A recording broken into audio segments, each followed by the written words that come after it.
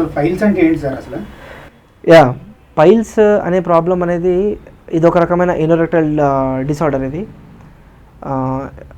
ఇది ఎట్లా అంటే ఒక స్పాంజీ టిష్యూ అనేది ఏర్పడుతుంది మనకి ఏనల్ రింగ్ చుట్టూన కానివ్వండి, లేకుంటే ఏనల్ రింగ్ లోపల కానివ్వండి, ఒక చిన్న స్పాంజీ టిష్యూ లాగా ముడితే కొన్నిసార్లు మెత్తగా దూదిలాగా కూడా ఏర్పడవచ్చు. లేదంటే చాలామంది ఏనల్ వాష్ అంటే వాళ్ళ మల విసర్జన చేసిన తర్వాత ఎప్పుడైతే వాష్ చేస్తారో ఆ టైంలో కూడా వాళ్ళకి చిన్నగా స్పాంజ్ లాగా ఏర్పడుతూ ఉంటుంది. సో దట్ ఈజ్ పైల్స్ అనేది అదే. అండ్ ఇంకా స్పెసిఫిక్గా చెప్పాలంటే అర్షములలు అని అంటూ ఉంటారు. ఇవి ఒక చిన్న ములల రూపం లోపల ఏర్పడుతూ ఉంటాయి. అండ్ ఇది మెయిన్ రావడానికి కారణం ఏంటి సార్ అని అడిగితే కనుక చాలా రకాల కారణాలు ఉంటాయి. ఏజ్ అనే ఫ్యాక్టర్ కూడా చాలా ఇంపార్టెంట్. చాలామంది ప్రెగ్నెన్సీ పేషెంట్స్లో కూడా ఇది కామన్గా వస్తూ ఉంటుంది పైల్స్ అనేది. ఇంకా స్పెసిఫిక్గా డైటరీ చేంజెస్ వల్ల కూడా ఈ ప్రాబ్లం వస్తూ ఉంటుంది. అండ్ కొంతమందికి ఇంప్రాపర్ బవల్ హ్యాబిట్స్ వల్ల కూడా వస్తూ ఉంటుంది, లేకుంటే ఇంప్రాపర్ స్లీప్ హ్యాబిట్స్ వల్ల కానివ్వండి. చాలామంది ఇప్పుడు ఇంప్రాపర్ స్లీప్ అంటే ఇప్పుడు మన బయాలజికల్ సైకిల్ అని డిస్టర్బ్ అవుతూ ఉంటుంది. ఎగ్జాంపుల్ చాలామంది ఐటీ పీపుల్ హూ వర్క్ అంటే వాళ్ళ టైమింగ్స్ అనేవి కంప్లీట్లీ చేంజ్ అవుతూ ఉంటాయి. Especially the work in the nights, the sleep in the day. So ఆ టైంలో కూడా బయాలజికల్ సైకిల్ అనేది చేంజ్ అయినప్పుడు కూడా ఈ ప్రాబ్లం అనేది రావచ్చు, పైల్స్ అనేది, హెమరాయిడ్స్ అనేది. సో మళ్ళీ దీంట్లో చూసుకుంటే మనకు పైల్స్లో 2 రకాలు ఉంటాయి. ఒకటి ఏంటంటే ఎక్స్టర్నల్ హెమరాయిడ్స్, ఇంకోటి ఇంటర్నల్ హెమరాయిడ్స్. ఇంటర్నల్ హెమరాయిడ్స్ అనేవి కంప్లీట్లీ ఏనల్ రింగ్ ఏదైతే ఉంటుందో రెక్టమ్ వరకు ఏనల్ రింగ్, ఇది చిన్న ఒక ఇంచెస్, ఒక ఇంటెస్టైన్, ఇది కూడా ఒక పేగుకు సంబంధించిన భాగమే. ఒక చిన్న ఒక కొన్ని ఇంచెస్లో తేడా ఉంటుంది, పెద్ద తేడా ఏమి ఉండదు. సో ఆ టైంలో మనకి ఇంటర్నల్గా కూడా కొన్ని చిన్నగా మాసెస్ ఏర్పడుతూ ఉంటాయి. So that is actually called as internal haemorrhoids. బయట మనకి ఏవైతే ఏనల్ రింగ్ పైన కనిపిస్తాయో వాటిని మనం ఎక్స్టర్నల్ హెమరాయిడ్స్ అని అంటాం. సో వీటిని ఎట్లా డయాగ్నోస్ చేయడం సార్ అంటే దీన్ని ఎట్లా కనుక్కోవడం సార్ అని అంటే అది మీ హెల్త్ కేర్ ప్రొవైడర్ చేస్తారు. అది ఎట్లా చేస్తారని అంటే విత్ ద హెల్ప్ ఆఫ్ సిగ్మాయిడోస్కోప్ కానివ్వండి, కొలనోస్కోపీ కానివ్వండి, లేకపోతే ఏనోస్కోప్ కానివ్వండి. ఏనోస్కోప్లో కూడా ఇవాళ రేపు చాలా మోడర్నైజేషన్గా వచ్చేసాయి. లైక్ ఎట్లా అంటే హై రెజల్యూషన్ ఏనోస్కోపీస్. ఇప్పుడు ఎగ్జాంపుల్ మా దగ్గర మేము యూజ్ చేసే ఏదైతే స్కోప్ ఉందో దాన్ని ఆర్షోస్కోపీ అని అంటాం. ఆర్షోస్కోపీ ఈజ్ కంప్లీట్లీ హోలిస్టిక్ వే. అంటే ఇప్పుడు డయాగ్నోస్టిక్ పారామీటర్స్లో కూడా నార్మల్గా అలోపతిక్ ప్రాక్టీషనర్ ఏదైతే చేస్తారో దాంతోపాటు ఆయుర్వేదిక్ సిస్టమ్ ఆఫ్ మెడిసిన్లో కూడా డిఫరెంట్ ప్యాటర్న్ ఆఫ్ డయాగ్నోసిస్ ఉంది. సో ఈ 2 కలయికనే ఈ హోలిస్టిక్ వే ఆఫ్ ఆర్షోస్కోపీ చెప్పాలంటే. అంటే పేషెంట్కి ప్రాబ్లం అనేది ఎక్కడ కూడా డయాగ్నోసిస్ మిస్ అయ్యే స్కోప్ లేనే లేదు ఈ ఆర్షోస్కోపీ ద్వారా. So there are many things. అంటే చాలా డయాగ్నోస్టిక్ ప్రొసీజర్స్ ఉన్నాయి చూడడం వల్ల, లేదంటే మాన్యువల్ ఎగ్జామినేషన్ వల్ల కూడా మనకు అర్థమైపోతుంది.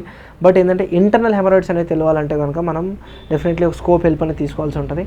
And it can be because of it can be ఒక డిజిటల్ రెక్టల్ ఎగ్జామినేషన్ కూడా అనొచ్చు. మనం స్పెసిఫిక్గా స్కోప్ పెట్టి మనం స్పెసిఫిక్గా ఇంటర్నల్ రింగ్ అనేది ఎట్లా ఉందని మనం అబ్జర్వ్ చేస్తాం. సో దాంట్లో మనకు పైల్స్ అనేవి బయటపడతాయి. ఎక్స్టర్నల్ హెమరాయిడ్స్ అంటారా లైక్ మాన్యువల్ రెక్టల్ ఎగ్జామినేషన్లో మనకు తెలిసిపోతుంది ఎట్లా ఉందని చెప్పేసి. So this is all about diagnosis, ఎట్లా తెలుసుకోవాలి సార్ ఈ ప్రాబ్లమ్ అని. సార్ ట్రీట్మెంట్ అంటారా, ట్రీట్మెంట్ చాలా రకాలు ఉంది. ట్రీట్మెంట్ అంటే completely symptomatic treatment it can be and depends on the severity of the piles. ఇప్పుడు ఎగ్జాంపుల్ ఒక మాస్ ఉంది, ఆ మాస్ రావడానికి కారణం ఏంటంటే ఒక క్లస్టర్, అది పైల్ అనేది it's a cluster of blood vessels. It's a cluster of blood vessels which forms in the form of a small spongy tissue, whether it is inside the anus, whether it is outside the anus. 2 రకాలుగా. So example outside the anus కనుక మనం చూసుకుంటే మనకు ఒక్కో రకమైన సిస్టంలో ఒక్కో రకమైన మెడిసిన్ ఉంది మనకి. ఇప్పుడు అలోపతిలో ఒక రకంగా ఉంది, ఆయుర్వేదిక్లో ఒక రకంగా ఉంది. బట్ సక్సెస్ఫుల్ ట్రీట్మెంట్ విషయం మాట్లాడదాం ఇవాళ మనం మాట్లాడేది. ఎగ్జాంపుల్ ఇప్పుడు జనరల్గా అన్ని హాస్పిటల్స్ ప్రొసీజర్ చేసే కానీ లేక అన్ని సర్జన్స్ చేసే ప్రొసీజర్స్ కానివ్వండి ఎట్లా ఉంటుందంటే ఇంటర్నల్ హెమరాయిడ్స్ కనుక ఉంటే కొన్నిసార్లు టాబ్లెట్ థెరపీ చేస్తారు, లేదంటే రబ్బర్ థెరపీస్ అంటే లైక్ బర్నెట్ రబ్బర్ థెరపీస్ కూడా ఉంటాయి. ఎగ్జాంపుల్ అంటే రబ్బర్తో ఉంటే టైప్ చేసేసి ఆ మాస్ అనేది టైప్ చేయడం వల్ల అది ఆటోమేటిక్గా షెడ్ అయిపోతుంది కొన్ని డేస్ తర్వాత. దాంతోపాటు లోకల్గా అనస్థెటిక్స్ కూడా అప్లై చేస్తూ ఉంటారు, లేదంటే కొన్ని యాంటీ ఇన్ఫ్లమేటరీస్ కూడా పెడతారు దానికి. సో డిఫరెంట్ థెరపీస్ అనేవి ఉన్నాయి మనకి. కానీ example with the help of ఆర్షోస్కోపీ మనం చూసుకుంటే హోలిస్టిక్ వే ఆఫ్ ట్రీట్మెంట్ ఏదైతే మేము చూస్తామో దాంట్లో చూసుకుంటే కనుక దీంట్లో the major cause, the root cause అంటే దానికి మెయిన్ ముఖ్య కారణం ఏంటి అది మనం చూస్తాం. అంటే సిమ్టమ్ అనే కాకుండా ఇప్పుడు జనరల్గా అన్ని ప్రొసీజర్లో చూసుకుంటే సిమ్టమ్ని బట్టి ట్రీట్మెంట్ అనేది జరుగుతుంది.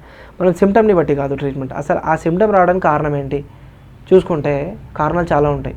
ఎట్లా అనంటే చిన్నగా ఎగ్జాంపుల్ లోపల నుంచి ఒక మాస్ ఏర్పడుతుంది. ఆ మాస్కి కారణం ఏంటి, ఒక క్లస్టర్ ఆఫ్ బ్లడ్ వెజల్స్ అనేది అక్కడ ఫామ్ అవుతుంది. హ్యూజ్ బ్లడ్ ఫ్లో అనేది అక్కడ ఉన్నప్పుడే ఆ మాస్ అనేది గ్రోత్ అవుతుంది. సో మనం ఏం చేస్తామంటే ఆ మాస్ని మనం లైగేట్ చేసి ఆ మాస్ని తీయడం అనేది జరుగుతుంది. అండ్ అది కంప్లీట్లీ దీనికి మీరు రోజుల తరబడి నెలల తరబడి హాస్పిటల్లో ఉండాల్సిన అవసరం ఏమాత్రం లేదు. జనరల్ మీరు ఏ ప్రాక్టీస్లో చూసుకున్నా కూడా అట్లీస్ట్ 15 days 20 days హాస్పిటల్లో ఉండాల్సి ఉంటుంది పేషెంట్, ఒక పైల్ ఇంటర్నల్ హెమరాయిడ్ కానివ్వండి, ఎక్స్టర్నల్ హెమరాయిడ్ కానివ్వండి. ఎందుకంటే దానికి సంబంధించి హెమరాయిడెక్టమీ చేస్తారు కాబట్టి.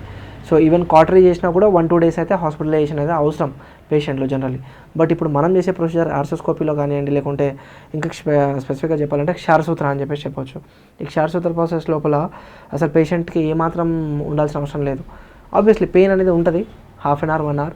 Maybe patient he can stay for half an hour 1 hour at clinic's premises and he can go and normal తన ప్రాసెస్ ఏమైతే ఉందో తను యథావిధిగా మళ్ళీ చేసుకోగలుగుతాడు తన ప్రాసెస్. తను సపోజ్ ఎగ్జాంపుల్ ఒక హెవీ లిఫ్టర్ కానివ్వండి, తను హెవీ లిఫ్ట్ మళ్ళీ చేసుకోవచ్చు. లేదంటే సార్ నేను మార్కెటింగ్ చేసుకుంటే వాళ్ళు ఉంటారు, చేయొచ్చు. మీరు ఐటీ జాబ్ చేసాను చేయొచ్చు, యూ కెన్ డూ. వచ్చేసి ఒక half an hour 1 hour procedure ఉంటుంది, you can do it off. So ఇక్కడ ఏంటంటే మేము ఈ క్షారసూత్రాలో we ligate it in a very natural way. Body ఎట్లయితే న్యాచురల్గా రిపేర్ చేసుకునే మెకానిజం ఉంటుందో అదే న్యాచురల్ రిపేర్ మెకానిజంలో ఈ లైగేషన్ అనే ప్రాసెస్ జరుగుతుంది. సో డెఫినెట్లీ నేను చెప్పగలుగుతాను విత్ 100% కాన్ఫిడెన్స్. అంటే మా దగ్గర వచ్చి చేసుకునే వాళ్ళకి పెయిన్ కానివ్వండి, లేకపోతే సఫరింగ్ కానివ్వండి, it will be almost 99% less compare to other procedures of different health care providers. ఈ రకంగా చెప్పగలుగుతాను with respect to this. And external haemorrhoids, ఇప్పుడు మనం ఇంటర్నల్ హెమరాయిడ్స్ గురించి మాట్లాడాం. ఎక్స్టర్నల్ హెమరాయిడ్స్ గురించి కనుక మాట్లాడితే ఎక్స్టర్నల్ హెమరాయిడ్స్ కూడా very similar to internal haemorrhoids, కాకపోతే మనకి చాలా ఈజీగా పాల్పేట్ అయ్యేందుకు మనకు స్కోప్ ఉంటుంది. We can see from outside ఎట్లా ఉందని చెప్పేసి దాన్ని మనం డిస్టింగ్విష్ చేసుకుంటాం.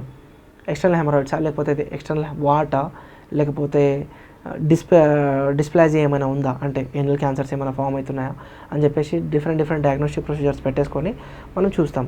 So everything, all these 3 have a definitive treatment and it is again purely depending on patient to patient. So that's how.